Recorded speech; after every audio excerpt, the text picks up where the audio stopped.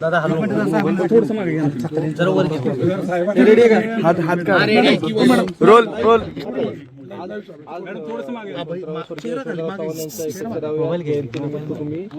अभिवादन करण्यासाठी आलात, काय सांगाल, काय भावना? नमस्कार. आज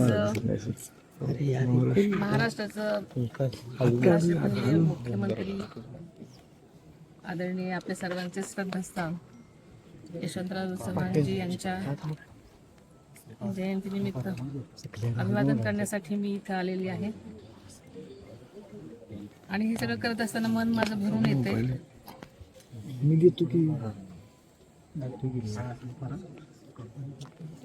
आपल्या सगळ्यांचं श्रद्धास्थान. आपल्याला माहिती आहे की मी 2 फेब्रुवारीला पण इथे आले होते. माझी शपथ घेतल्यानंतर एक कर्तव्यनिष्ठ म्हणून मी समाधीस्थळी आले होते अभिवादन करायला. कारण आपल्या सर्वांचंच हे एक ऊर्जा स्थान आहे, शक्ती स्थान आहे. आणि आदरणीय दादांनी आदरणीय यशवंतराव चव्हाणांच्या विचारांचा वसा घेऊन आपली वाटचाल सुरू केलेली होती. दादांना नेहमीच यांच्या सर्वच दादांचं ते शक्ती स्थान होतं, स्फूर्ती स्थान होतं.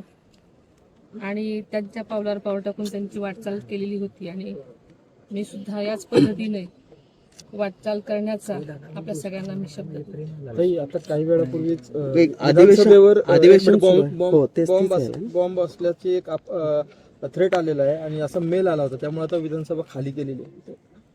आता आपल्याकडूनच ही मी बातमी ऐकली आणि मी माहिती घेण्याचा प्रयत्न केला, तर तो फोन खोटा होता असं मला सांगण्यात आलेलं आहे. अजूनही जास्त चौकशी आणखी कळेल. मला आता एवढीच माहिती मिळाली. पण एका बाजूला अधिवेशन सुरू असताना अशा पद्धतीनं फोन येणं आणि हे कसं बघता याकडे कोण?